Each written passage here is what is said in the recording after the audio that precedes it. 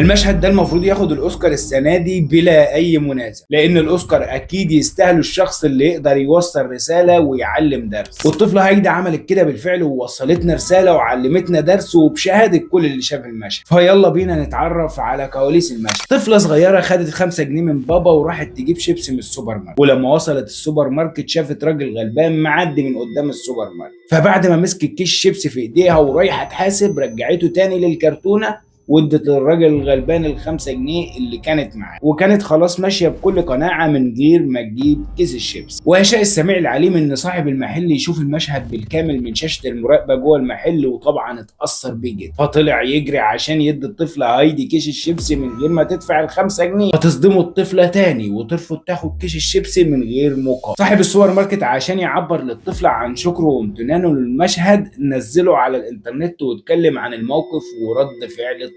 والمفاجأة بقى ان ربنا سبحانه وتعالى يعوض الطفلة بال5 جنيه دي مئات الالاف من الاضعاف، والمشهد يوصل لملايين من الناس، ويتكلم عن هايدي وموقفها قنوات تلفزيونيه وفنانين وبرامج، والسوشيال ميديا كلها تتقلب على موقف هايدي الانساني مع الراجل الغني. وطبعا ولا الطفله هايدي ولا صاحب المحل ولا اي حد كان يتوقع ان ده كله يحصل، ولكن اكيد ربنا سبحانه وتعالى ليه حكمه ان درس زي ده ينتشر بالشكل ده على ايد طفله صغيره. طبعا اللي عملته الطفله هايدا اكيد يستاهل انه ياخد اوسكار واثنين وثلاثه، لانه علم الكبير والصغير درس مهم جدا، بل دروس. تصرف الطفله ده اكيد نابع من تصرفات شبيهه شافتها من اي حد من اسرته، وده بيعلمنا درسين مهمين مش درس واحد. اول درس ان اللي بيربي اولاده على القناعه والعطاء والتسامح وحب الخير للغير اكيد هيلاقي منهم نبته طيبه تدر عليهم بالخير طول العمر. والدرس الثاني بقى ان الصدقه هي اربح تجاره مع الله. الصدقه ممكن تكون ب10 امثالها وممكن تكون بعشرات بل ومئات، والله يضاعف لمن يشاء. اكيد زي ما هايدي عملت كده في اطفال كتير بتعمل كده وبكل عفويه، بس الفرق ان الكاميرا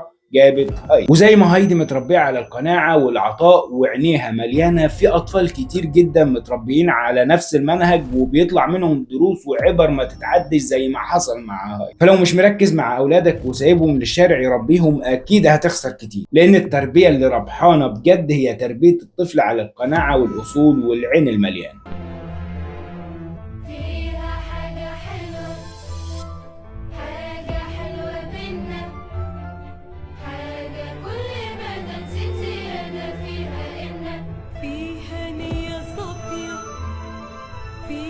حاجة دافية، حاجة بتخليك تثبت فيها سنة سنة.